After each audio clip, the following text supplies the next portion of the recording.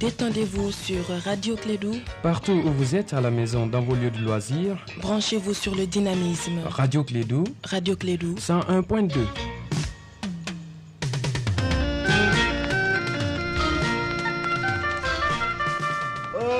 Molu, Jean. Ah? Akan ka radio bila minisa. Radio Clédou kuna folo waati sele ne. Molu. Radio Clédou. Kɛmɛ kelen ani murumuru fila fiɲɛ suru Bamako ani a lamunu kɔnɔ.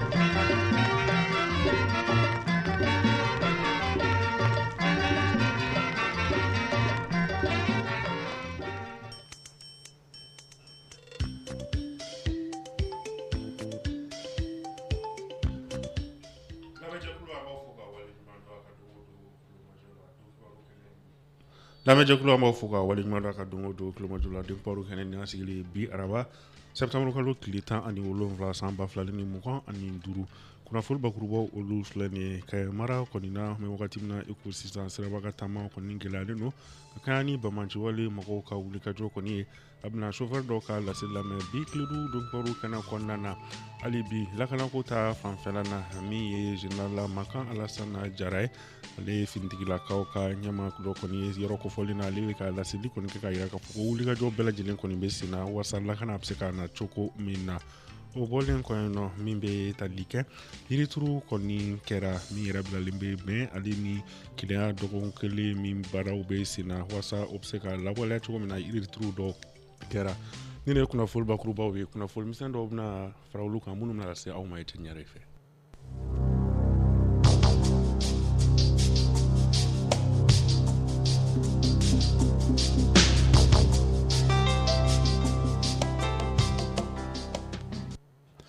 Lamɛnjɛkulu an b'aw fo ka waleɲuman ka don o don kulomajɔ la n y'a fɔ kunnafoni bakuruba wagati an bɛ taa Kayɛ mara kɔnɔna siraba ka taama kɔni gɛlɛyalen don ka sabu kɛ ni bamanciw ka wulikajɔ kɔni ye bolimafɛnw bɛ ka jeni u fɛ kɔni kɛmɛ kamana gan kɔni ye chauffeur olu ma an ye chauffeur dɔw kɔni ka seereya sɔrɔ min y'a kanu ka a tɔgɔ kɔni to gunu la wa kumakan fana bayɛlɛmalen don lakanako ta fanfɛla na. Ka bɔ frontière yɛrɛ la ka na yan anw b'a boli tile kelen kɔnɔ mɛ ka da kan sira bɛ waati min na bi anw b'a boli tile fila de parce que a bɛ boli ni ɲɛmajɔ ye kelen an bɛ boli an yɛrɛ minnu sirannen de don o bɛ minnu don an ɲɛ sira la o b'an na jɔ b'an ka carburant minɛ minnu don bɔ ne yɛrɛ delila ka balo la siɲɛ kelen fana mɛ o la ala barika la n sera poste min na n y'a fɔ sɔrɔsiw ye bon ala barika la o minnu ma wuli ni mobili ye fana an kɔni dayirimɛ ɲininaw ye mɛ n'a fɔra ko an ka siraw sanfɛla fana minnu bɛ na don a la an bɛ lajɔ an ka carburant bɛ minɛ an na an ka mobiliw bɛ jeni yɔrɔ ma nɔgɔn dɛ a mɛnna sira kan ne yɛrɛ ka mobili tɔ kelen o bɔra Bamakɔ depuis ni mardi hali sisan a bɛ yɔrɔ min na dugu min bɛ ko Tasana jɔlen bɛ yen a bɛ ka taa Kayi a ma se ka se Kayi fɔlɔ a bɔra Bamakɔ yan mardi bi kan ka taa dɔgɔkun kelen gɛlɛya yɛrɛ fɔlɔ ye sira tɛ yen fɔlɔ o ye kelen ye bon fila an bɛ insécurité la an lafiyalen tɛ tiɲɛ yɛrɛ la an bɛ mobili boli la an yɛrɛ mobili boli la an sirannen don an ni bɛ danger la ka sababu kɛ kuma bɛɛ ko dɔ bɛ se ka kɛ c'est-à-dire solution t'a la quoi sira tɛ yen i tɛ se ka échapper solution foyi t'a la n'a kɛra dɔrɔn chauffeur bɛ mobili jɔ de k'u yɛrɛ ɲini sinon solution t'a la ne ni n dɔgɔkɛ yɛrɛ bɛ ɲɔgɔn kan yan sisan ale tatɔ yɛrɛ sisan o y'a lajɔ k'a ka pièces minɛ k'a lajɛ an bɛ Moritani sira min kan ka bɔ yan ka taa Gogi i bɛ poste min ye u b'i lajɔ k'i ɲininka a ka ca poste 4 ye olu ka barrière sigi n'i nana u b'aw lajɔ u b'aw ka pièces ɲininka u mago bɛ min na n'u m'o sɔrɔ u b'aw labila mɛ u bɛ mun ɲininka n'u y'o fana sɔrɔ o bɛ taa n'o ye ne kɔni tiɲɛni gansan de sira kan tiɲɛ yɛrɛ la tiɲɛni min bɛ sira kan mɔgɔ kɔni mago sara o remorque couture ye miliyɔn joli ye a bɛ na ni pétrole min ye miliyɔn joli don chauffeur y'a kɛ joli sara chômage la denbayatigi joli de bɛ taa kɔngɔ na tiɲɛ yɛrɛ la ne ye mobili caman jeni ne ye mobili 7 de jeni ne ye citerne 7 de jeni ne ye sira la ka bɔ Jɛma ka na Bamakɔ mais minnu bɛ Kayi mara la olu ko a ka ca n'a ye parce que an yɛrɛ fana ye mun ye an chauffeur tɔɲɔgɔnw an ye mun mɛn an chauffeur tɔɲɔgɔnw da u ko Kayi mara la min bɛ yen nɔ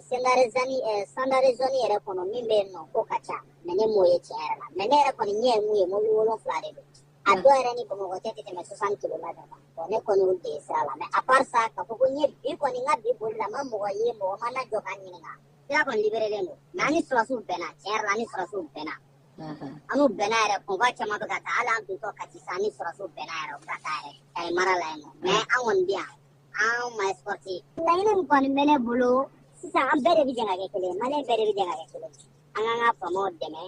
ka se k'u ka laɲiniw sɔrɔ parce que i b'a dɔn adamaden fi fana ni ga basi ikaramogo ye do bi boy ba o be fon ye bo ni nana ni ayi i mi ye sari i yɛrɛ b'a dɔn ka fɔ nin tɛ nin cogoya ye ni nana i se ka gɛrɛ mɔgɔ la min bɛ se k'a lase pour que nɔgɔya ka se ka don a ko la parce que a tiɲɛna ka ban an bɛɛ de bɛ jɛn k'a dilan sa an kɔni ka laɲini ye jamana ka basigi an sufɛriw fana ni an ka vie ka assurer an ye dayirimɛ ɲininaw de ye an bɛ bɔ ka taa an ka denbaya dayirimɛ de ɲini n'anw jɔra jamana bɛ jɔ.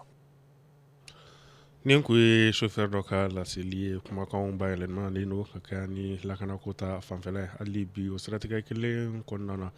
général Makan Alassana Jara ale ye lakanako ɲɛma dɔ kɔni ale bɛ ka laseli kɛ ka yira k'a fɔ ko wulikajɔw kɔni bɛ sen na wasa lakana ale ni basigi o bɛ se ka na cogo min na an ka seerew lamɛn. U wililen b'u deliko la u bɛ munumunu na yɔrɔ caman na o de nana laban nin wagati in kɔnɔna la dɔgɔkun tɛmɛnen kɔnɔ u taara sira daba dɔ kan ka mɔgɔw ka kamiyɔnw jeni ka kari dɔw jeni carburant minnu kun kan ka na Bamakɔ ni yɔrɔ yɔrɔ la dɔw jenu la tiɲɛni kɛra nka n bɛ mun fɔ kɔni a ko senfɛ faamaw y'u jɔ u jɔyɔrɔ la baara caman kɛra baara caman bɛ sen na hali bi bolofɛn dɔw tiɲɛna mɔgɔw ka bolofɛnw tiɲɛna nka an bɛ mun fɔ an tɛna sigi su ni tile kɔni an bɛ baara la a ma nɔgɔ ni tile fila in na o bɛ se ka faamu nka an dɛsɛfɛn tɛ an bɛ se k'o fɔ mɔgɔ ninnu bɛ yɔrɔ yɔrɔ kɔni minnu ye nin tiɲɛni kɛ a kɛra Kayi sira ye o a kɛra Segu sira kan o a kɛra Sikaso sira kan o an bɛ t'u ɲini de parce que mɔgɔ minnu don u ye man di u b'u dogo de u bɛ na u bɛ ko dɔ kɛ u bɛ boli k'u dogo donc an b'a dɔn fana u ye population dɔw cɛ ma a fɔ man di nka an bɛ wuli k'u ɲini an ka baara o de an b'a dɔn kɔni mun mana sɔrɔ nin ko la o bɛ minɛ o ni mun ka kan o bɛ taa sariya la o yɔrɔ la n'i y'a ye jatigɛ wale mɔgɔ ninnu u bɛ mun na nin tile fila in na u ka baara tagabolo u bɛ ka a yɛlɛma dɔɔni u bɛ fɛn caman kɛ la u bɛ taa usine kɔnɔnaw la u bɛ taa tiɲɛni kɛ yen u bɛna sira fana kan u bɛ tiɲɛni kɛ mɔgɔw kun nin bɛɛ ye k'a jira k'a fɔ cogoba t'u ye an yɛrɛ b'a dɔn an fana kan ka mun kɛ wasa ka mɔgɔw nimisi wasa ka mɔgɔw la lafiya a tɛna mɛn fɛn wɛrɛ bɛna fɔ nin ko la n'Ala sɔnna a ma minnu bolofɛnw tiɲɛna nin ko ninnu tile filanin senfɛ o ye vraiment u ka an jukɔrɔma don n'ale bi k'a fɔ ko an tɛ ka baara kɛ o tɛ tuma dɔw la a tɛ se ka kɛ tuma bɛɛ i bɛ san sɔrɔ a mana kɛ cogo cogo kɔni dimi bɛ a tabaga bolo yɔrɔ dɔ la nka an bɛ mun fɔ an ka baara ye mun ye o ye ka jamanadenw lakana fɛn ka n'u sɔrɔ an kɔni an bɛ n'o de kɛ an b'a ɲini u fɛ u k'an dɛmɛ ka to o sira fɛ u ka tugu u ka sɔrɔsiw kɔ n'o ye faamaw ye.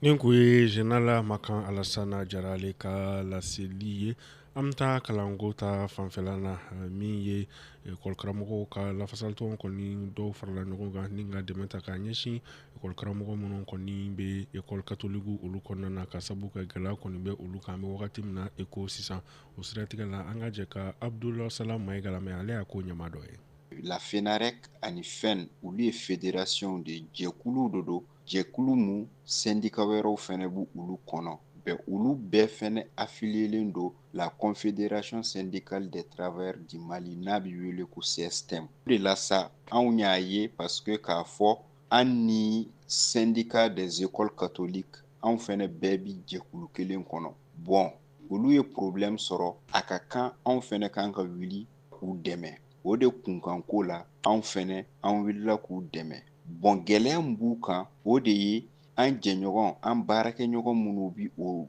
ekɔliso ninnu na u kan ka olu de bɔ baara la pour le moment an y'a mɛn ko maa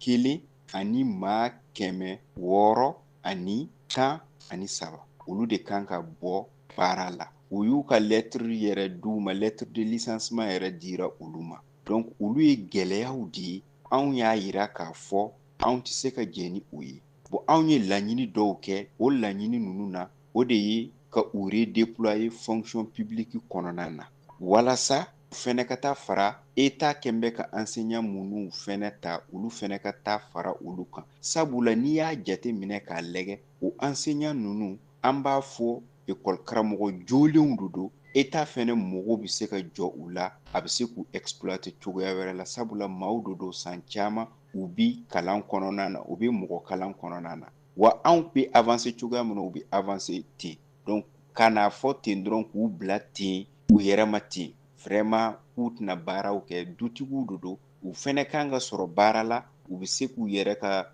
denbaya u n'u ka musakaw ɲɛnabɔ ni fɛn mun ye. nin ko ye Abdul Salama Mayiga ale ka laseli ye ekɔlikaramɔgɔw ka lafasalitɔ o maa dɔ don kunnafoni na sira wɛrɛ fɛ a bɛ tile damadɔ kɔni bɔ kurantigɛ kɔni ale bɛ ka juguya tuguni fɔlɔ la kuran min kɔni kun bɛ sɔrɔ wagati min kɔnɔna na o wagati kilancɛ de bɛ ka sɔrɔ Maimuna Ibrahima Mayiga ale hakilina dɔw ta an ka jɛ k'o lamɛn. Tiɲɛni yɛrɛ la fɛn min bɛ ka ni kurantigɛ in cause ne ye ŋunuŋunukanw de ye bɔlɔlɔsiraw kan ani kare kɔnɔnaw la k'a jira k'a fɔ Mali bɛ lahala min na bi dɔ y'a sababu ye bari ni kun y'a jateminɛ maliyɛnw muɲuna kosɛbɛ ni san damadɔ in na ka sababu kɛ kurantigɛba ye waati dɔw la dɔw tɛ kuran sɔrɔ ka mɛn dɔw b'a sɔrɔ ka mɛn nka ala nana kɛ solution sɔrɔla la fa nana kɛ mɔgɔw kun bɛ se ka kuran sɔrɔ 12 heures kɔnɔna la a nana jigin fa di population ma surtout an bɛ waati min na n'a fɔra ko an b'an ka yɛrɛma hɔrɔnya ta fɛn bɛɛ sira kan économiquement question d'électricité o bɛɛ la waati min na maaw kɔngɔmanen don k'a fɔ ko kurantigɛ bɛ na nɛmɛ ko a tɔ bɛ ka changement ba bɛ ka na ka na kɛ ko o ko kelen bɛ ka sigi ka na a bɛ jigin kari se mɔgɔ caman ma surtout que mɔgɔw baden de dahirimɛ sirilen don kuranko la a kɛra secteur fɛn fɛn secteur formel o secteur informel o a kɛra secteur fɛn fɛn bɛɛ dahirimɛ sirilen don kuran de la bi in na ani a bɛ ka degun mun se ne ma bi in na ne yɛrɛ bɛ baara kɛ secteur mun na a b'a kɛ mɔgɔw tɛ da i kumakan na tuguni tɛ se ka fɛn foyi kɛ ni kuran tɛ yen. Bi kuranko kɛra gɛlɛyaba de sabula ni ne yɛrɛ ka baara ta k'a lajɛ ne ka baara si tɛ se ka kɛ ni kuran tɛ yen donc kuran ni ne ka baarakɛla ye ni kuran tɛ yen dɔrɔn ne ka baara gɛlɛya bɛ k'a la i n'a fɔ ne ni ɲɔgɔnna caman an bɛ haminɛ don kosɛbɛ fɔlɔ tun ye o tun bɛ kuran d'a ma ɛri 18 nka bi an tɛ 6 sɔrɔ la nka gɛlɛyaba de b'a la ka baara lielen bɛ kuranko la ni kuran tɛ e ɲini na u ka fura ɲini na sinon a man ɲi. nin kun ye maliyɛn dɔw ka sira ye ka kan ni kurantigɛ kɔni seginni ye ka na tuguni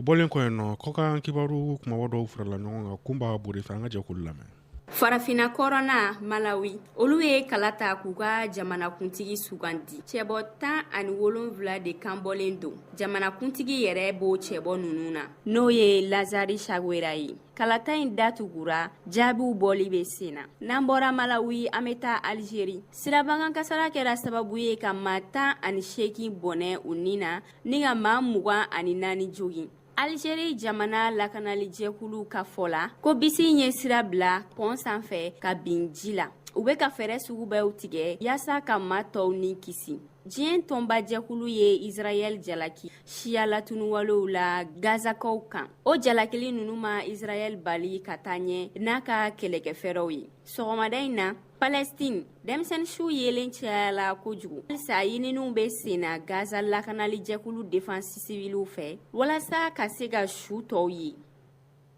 nin ko ye kunba bori ale ka laseliw ye kɔkan kibaru la an bɛ segin ka na anw fɛ yan minisiriso min ɲɛsinnen don sifinw ka ko ye ale farikolo ɲɛnajɛ ma o musow kɔni ye yirituru wale dɔw kɔni boloda min yɛrɛ bilalen bɛ dɔgɔkun kelen min ni ale bolodalen don bɛn ale ni keleya kɔni hukumu kɔnɔna na baara ninnu bilalen bɛ o minɛn kɔnɔna na Dawuda Lasina Sangare ale k'u bɛ kɛnɛ ka radio Kiledu tɔgɔ la an ka fara an ka lamɛn.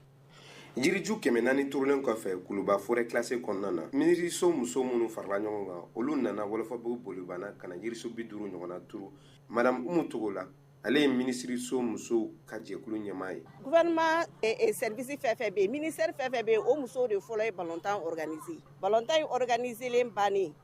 ani ministre des sports ye ɲɔgɔn ye a y'a laɲini k'an ka activité de citoyenneté dɔ kɛ bon an ko k'an b'a kɛ reboisement ye ka don ni semaine fɛnɛ kɔnɔna na n'o ye semaine nationale de réconciliation ye a donna o fɛnɛ kɔnɔna na mais muso fɛn fɛn bɛ yan ministère de la culture b'a la environnement b'a la ministère a bɛɛ b'a la ministère de l'enseignement supérieur a bɛɛ éducation élevage fɛn a bɛɛ de b'a la yan o musow de farala ɲɔgɔn kan o de ka jiri turu sira dawolow fɛ ani yɔrɔ lafiyalenw na o nafa ka bon kosɛbɛ sigida kɔnɔna na inspecteur général Amadou Diallo ale ye eaux et forêts directeur national ye yirituru mɔgɔ si tɛ bibi na yirituru nafa fɔ mɔgɔ ye ɲinan ta la an ye yirituru de fara semaine nationale de l'agriculture activités kan an bɔra Kuluba sisan bɛɛ b'a dɔn Kuluba ye Bamakɔ poumon de a poumon de don fiɲɛ jugu fɛn fɛn bɛ bila motɛriw fɛ usines fɛ ni Kuluba forêt classée in tɛ yan a bɛ gɛlɛya an bolo dɛ hali bi wula na n'i y'an bɛ sigi yan bi an bɛ suma dɔ de kɔrɔ dɔw de y'a kɛ minnu y'a kɛ an b'o fɔ k'o waleɲuman dɔn an fana ka nɔbila kɛ sini ma sinikɛnɛ ma karamɔgɔkɛ ye den minnu yira o miiri ka jigila k'a fɔ an kan ka nin de kɛ an faw y'a kɛ an baw y'a kɛ donc an bɛɛ kan ka nin de kɛ bɛɛ b'a tɔnɔ sɔrɔ an yɛrɛ ka laɲini ye min ye yirituru la n'aw ma ɲɛ k'aw bɛ yiri turu a ye yiri nafamanw turu yiri o yiri tɛ mago ɲɛ aw ye a kana turu lafiya b'o dilan a bɛ kɛ sababu ye bi bi na Kuluba kɔnɔna na yiriden dɔw bɛ sɔrɔ yen o mais Bamakɔ denmisɛnninw t'a dɔn o t'a dɔn fo n'o ye min san sugu la or an ka togodaw la an t'a dɔn ko yiridenw bɛ feere an t'a dɔn kungo bɛ bɛɛ kɔrɔ i bɛ taa kungo kɔnɔ i b'a ye i b'a yiri denw na i b'a yiri mɔdenw na mais den minnu wolola Bamakɔ yiri caman bɛ yen yiriden caman bɛ yen o ma deli k'a ye fo n'a kɛra télé ye or an ka nafa sɔrɔ yiriw don donc an ka an timinadiya olu don ba la an k'olu ɲɔgɔnnaw caman o tɛmɛnen kɔfɛ a y'a ɲini ni sidalama ninnu fɛ u k'u janto yiri ninnu ma sini ma ani sinikɛnɛ ma yiri ninnu nafa bɛ se ka bɔ cogo min na. Dawuda Lasine Sangare ale ka laseliw de bɛ dansigi bi tile 5 dɔnkiyɔrɔ la araba septembre kalo tile 17 san 2025 mina sera aw ma Etienne Yɛrɛ fɛ Sori Sisi ale tɛgɛ kun bɛ choix kɔlɛ la lamɛnjɛkulu an b'a fɔ Ala ka dugu ɲuman diya Ala ka sini yir'an na.